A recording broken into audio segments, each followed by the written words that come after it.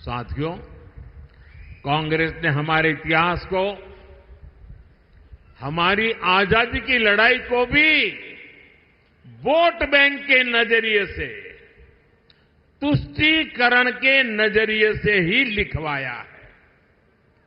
और आज भी ये कांग्रेस के शहजादे उसी पाप को आगे बढ़ा रहे हैं। आपने कांग्रेस के शहजादे का एक ताजा बयान जरूर सुना होगा। ये शहजादे का कहना है कि भारत के राजा, भारत के महाराजा ये अत्याचारी थे। ये गरीबों की जमीन छीन लेते थे, जब मर्जी पड़े तब उनका सब हड़प कर लेते थे। कांग्रेस के शहजादे ने छत्रपति शिवाजी महाराज, कित्तूर की रानी चिन्नम्मा जैसे महान व्यक्तित्व का अपमान किया है। इनका सुशासन, इनकी देशभक्ति आज भी हम सभी को प्रेरित करती है। जरा शहजादे को पता है क्या, मैसूरू राजघराने का योगदान उनको याद नहीं रहा। मैसूरू राजघराने को आज पूरा देश गर्व के साथ देखता है कि नहीं देखता है। साथियों, कांग्रेस के शहजादे का बयान सोच समझकर वोट बैंक की राजनीति करने के लिए, तुष्टीकरण के लिए दिया गया बयान है।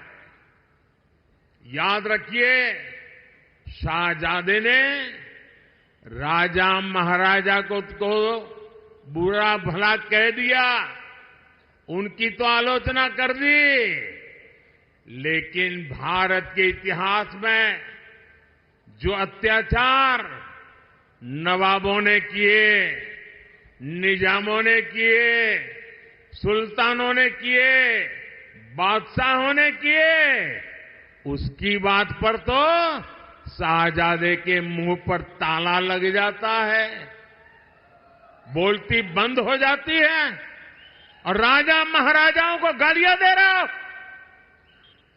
उनको अपमानित करते हो। कांग्रेस को औरंगजेब के अत्याचार याद नहीं आते, जिसने हमारे सैकड़ों मंदिरों को तोड़ा, अपवित्र किया।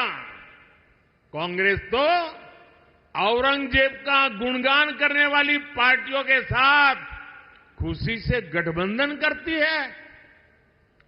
इनको वो लोग याद नहीं आते जिन्होंने देश भर में हमारे तीर्थों को तहस नहस किया, लूटपाट की, हत्याएं की, गौ हत्याएं की। इनको वो नवाब याद नहीं आए जिन्होंने भारत के विभाजन में बहुत बड़ी भूमिका निभाई। कोई कल्पना कर सकता है क्या बनारस के राजा के बिना बनारस हिंदू विश्वविद्यालय की स्थापना संभव हो सकती थी?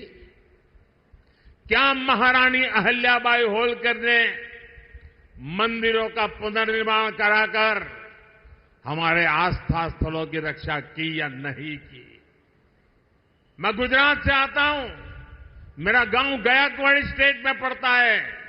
ये बड़ौदा महाराजा थे जिन्होंने बाबा साहब आंबेडकर की प्रतिभा को पहचाना था, उनको बड़ौदा बुलाया, उनकी शक्ति को पहचाना और बाबा साहब आंबेडकर को विदेश पढ़ने के लिए भेजने का काम गायकवाड़ महाराजा ने किया था। ये कांग्रेस के शाहजादे को इन राजा महाराजाओं का योगदान याद नहीं आता है, लेकिन वोट बैंक की राजनीति के लिए वे राजा महाराजाओं के खिलाफ बोलने की हिम्मत करते हैं, नवाबों के खिलाफ, बादशाहों के खिलाफ, सुल्तानों के खिलाफ एक शब्द बोलने की उनमें ताकत नहीं है। कांग्रेस की तुष्टीकरण की मानसिकता अब देश के सामने खुलकर के सामने आ रही है और यही मानसिकता कांग्रेस के मैनिफेस्टो में भी झलकती है।